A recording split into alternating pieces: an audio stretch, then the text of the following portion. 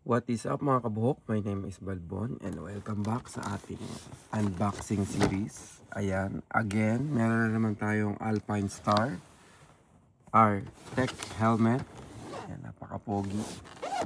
Ayan, ito naman ay ang plain na carbon look. Ayan, so unbox po natin mga kabuhok.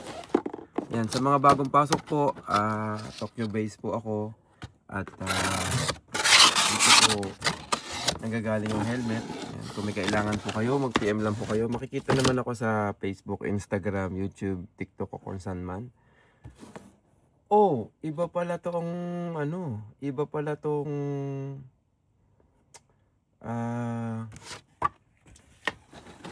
plain carbon. Wala siyang bag. Wala pala siyang bag, kaya pala siya mas mura. So, ito lang ang laman ng plain. Ayan. Meron siyang kasamang helmet na bag, tsaka extra pangalan nito, lens, tsaka meron siyang chin strap. Ito inside pala meron siyang anti-fog at tsaka meron siyang tear off. Medyo nashock ako dun nagulat ako kasi yung unang mga nabili ko is meron silang mga colorways, may kulay sila, but this one is a plain carbon look. So wala pala siyang bag pag carbon look lang, pag plain. So yeah, unbox natin. Wala rin siyang kasamang small na spoiler, kung hindi yung standard na mahaba lang yung meron siya. Kakaiba to. Ayan. So, unbox natin mga kabuhok. Sabay-sabay tayo. Masikip. Ayan. Ito yung plain colors ng Alpine Star. Ayan, napaka-pogi. Ayan, napaka-pogi po. Plain colors lang to na Supertech R10. Ayan, size large. Tama ba?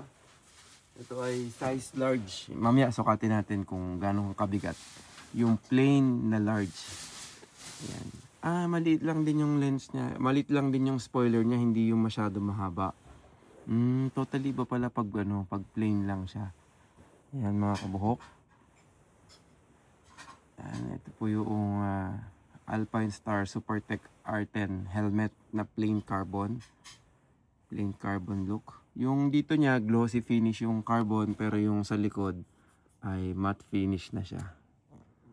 So yun. Double D-ring na rin to. At check natin kung ganong, meron na rin siyang emergency release system. Check natin kung ganong kabigat ang helmet na to. So ayan yung ating mahiwagang timbangan. 0.0. So check po natin. May mga kasama pa siyang accessory. So medyo siguro few grams din to. So check natin So estimate po is approximately ang R10 Supertech helmet na size large plain carbon ay so mga around 1.6, siguro mga 1.67 kilograms ang R-Tech helmet. Maliit lang yung spoiler niya. Maliit lang yung spoiler. Wala siyang bag. Ang available lang or ang inclusion lang niya sa bag ay yung smoke lens. Ayan, may smoke lens siya. At saka anti-fog at tear off. Yun, sa mga gusto po ng luxury helmet or Arai Shoei, PM lang po kayo sa akin sa Helmet ni Balbon. At kita tayo sa susunod. Ride safe. Peace out.